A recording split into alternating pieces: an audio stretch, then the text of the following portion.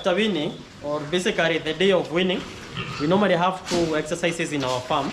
We normally do the first deworming to our piglets. Then in our farm, we also give some a multivitamin injection or a metabolite injection. Again, that one you need a veterinarian to do that in your farm. Then we change the feed from the crib feed to a feed called sow and winner. Just as the word states, sow and winner. So it's a meat that's given to the winners and also to the mothers. That's the sow. Ensure that you get a well-balanced ration from a well-registered and a reliable company because of the counterfeits. Then you also ensure that in your farm, the winners, they have enough a little bit of water. And for our case, we have some nipples. If the camera person can zoom, this is an example of a nipple. It's an automated nipple. Once the winner presses on it, she can easily be able to consume the water. Then, another aspect of that's going to make sure that your farm is in order is to maintain a high standard of hygiene. High standard of hygiene. For example, if you can see very well, we are just about to do the cleaning as per the schedule of the day. So this one is not a very good example of a well-cleaned pen. We are going to do it in a very short while. Then you ensure that the feeding traps are well stated. The feeding traps, they are well stated and also that the piglets or the winners, not the piglets, they can be able to access it with a lot of ease. For example, in our case, the piglets, the traps are at the farthest end, and the winners can comfortably access their feed. We normally do the feeding on 2 times per day, and we normally do it very early in the morning, at about 8 a.m. Then we also do the second feeding at 2 in the evening. Then, after doing that, your winners are good to go until they move to the next stage. That's the focus. If we may proceed to the next pen, I'm going to demonstrate to you an example of a poker that we have in the farm. These are the pokers. The idea is, these are the pokers in our farm. They are ideally 5 months from birth. Still on their feeding. They are still consuming sow and winner. They are still consuming sow and winner. We have water. This should be at libitum as well. Yeah, these are the nipples. Again, on the factor to consider, you should ensure that you have enough nipples to ensure that the animals or the pigs can be able to consume enough water on a daily basis.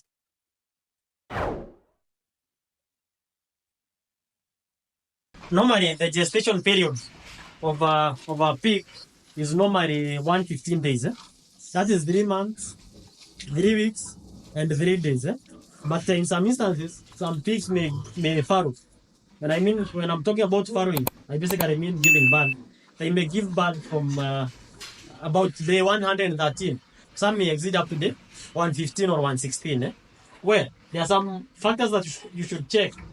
That's immediately a day before farrowing, or before giving birth in layman's language. You should ensure that you are able to separate your sow into a different pen. That's what we normally call the maternity in quotes. The reason why you are separating them from the other herd or the other flock is to ensure that you can easily monitor the process. Then you should ensure that the pen is very dry to minimize or reduce the chances of the sow giving birth in a wet pen.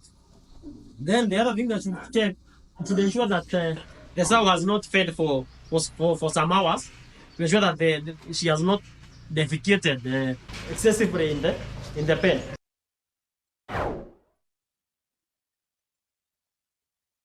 Well, technically in our farms, we believe that we have the latest and the best breeds.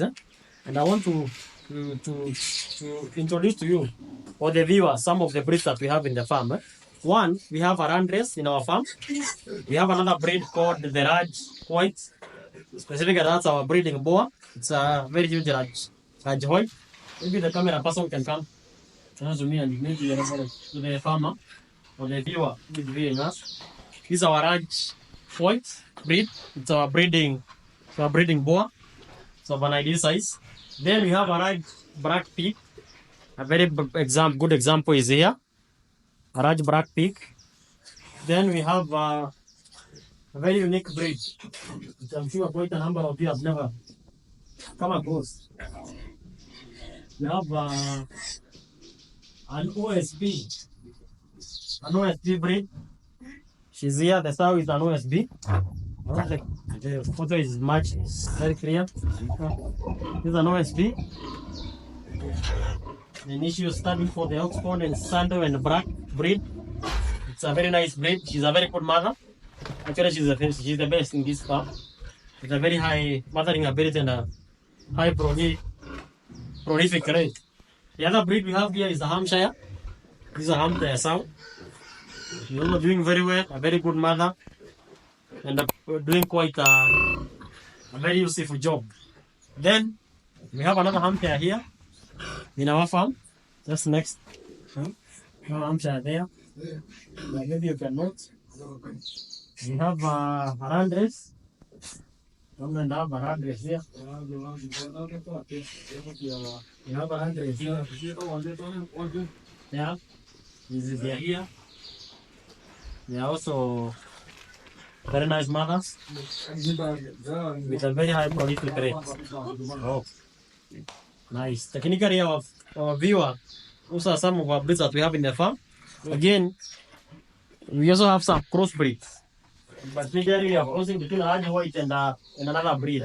Another interesting aspect of the pigs, there are some analogy that pigs are normally very dirty. But in the sense aspect, that's not the case. Because, for example, in our farm, if you are very keen, the pigs are defecating just next to the watering pen point. If you go around in all the pens, you are going to realize that this is the case. It's just a very automatic way that isn't whoever the process of cleaning. Because if it's just next to the water, if you just pour the water, then it can easily drain the feces.